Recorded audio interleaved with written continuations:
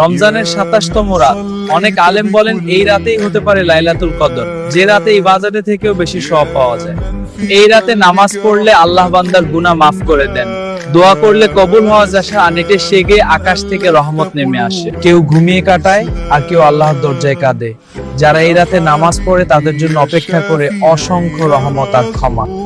হাতে রমজানের এই রাতে কোরআনের প্রতিটি আয়াত পড়লে আল্লাহ অসংখ্য সওয়াব দান করেন। এই রাত কোরআনের রাত।